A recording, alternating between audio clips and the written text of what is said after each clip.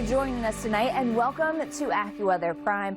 As we cruise through this Tuesday evening, I'm Melissa Constanzer, and we're checking in on video from all over the world, including Nairobi, Kenya, where they've been dealing with some flooding, unfortunately, that's led to fatalities. The snow coming down in Utah, well, the thunderstorms illuminate the sky in Nashville, and we're going to have more on that in a moment. But we do want to be, so as we look at things, it's Duluth mostly that's got to clean up from a lot of snow, more than a foot of snow around the Duluth region.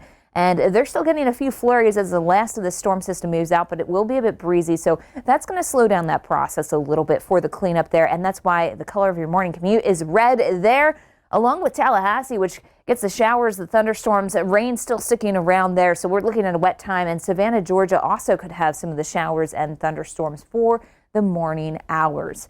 Notice what's going on. That frontal boundary is still moving off towards the east, does allow for a lot of wet weather here towards some of the southeastern coastline. Beyond that, though, there's another storm system in the west, and that's going to create some slowdowns for Seattle and Portland throughout the day. Showers likely through the morning, thunderstorms possible for the afternoon. Farther south, that action is pushing into the California coast, which means some minor delays for San Francisco as they deal with some oncoming moisture from the Pacific. Farther to the east, we are looking at delays into the northeast as we watch these showers kind of push their way on through. A few showers early in Buffalo, probably not enough to create delays. It's farther east where we'll have some of those chances for delays, at least in the morning, if not also through the afternoon hours. And minor delays from New York to Washington, D.C. with the wet weather. Biggest delays, though, places like Jacksonville, where we do have some potential for severe weather. That's our major delay for the day. And because of those thunderstorms, we are up into that 100+ range, which is still the low side of average as far as flight cancellations are concerned. That's where we're going to keep it as we head into the holiday weekend, Easter Sunday here. Yeah, Sunday marked 1 year since a deadly EF4 tornado ripped through Rolling Fork, Mississippi, causing massive devastation. The community was forever changed and is still working to rebuild. Storm chaser Aaron Rigsby headed back to Rolling Fork to take a look at the progress 1 year later and how they're moving forward. Let's see what's going on around our world. We start in Kenya, where flooding has killed at least 7 people.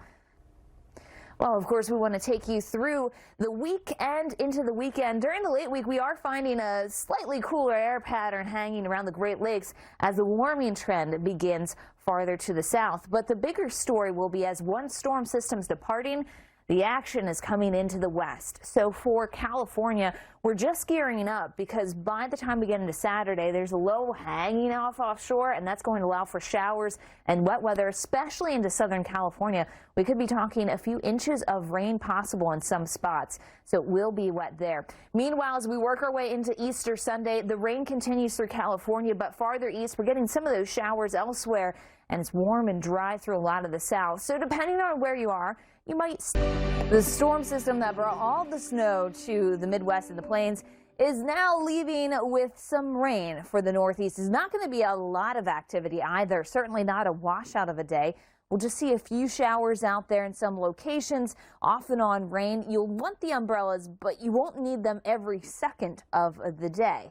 Notice your Wednesday here dealing with the rain in Portland, Boston dealing with some showers. We'll have some showers in Pittsburgh, but still squeezing back to about 62 degrees for that high.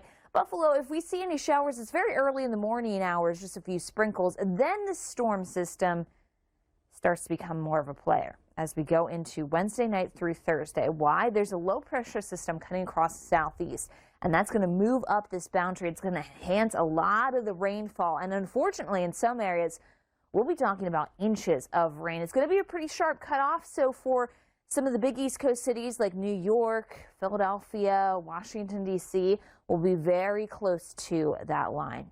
Here's what happens with this storm system. Next few hours, we still have some of those showers out there. Not a lot of wet weather as we go throughout the course of Wednesday. We'll see some of those showers pop up, but even by dinner time, it still doesn't look like a whole lot of rainfall out there across the Northeast. Clouds, drizzle may be a bit of a factor.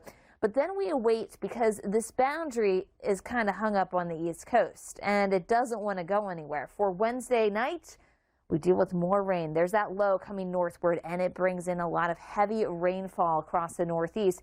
But it is confined near and east of the I-95 corridor. So for some locations, We will get a lot of rainfall. For other locations, barely any at all. And for eastern New England, it does look fairly heavy. So we will have more than 2 inches of rain in spots towards the coast.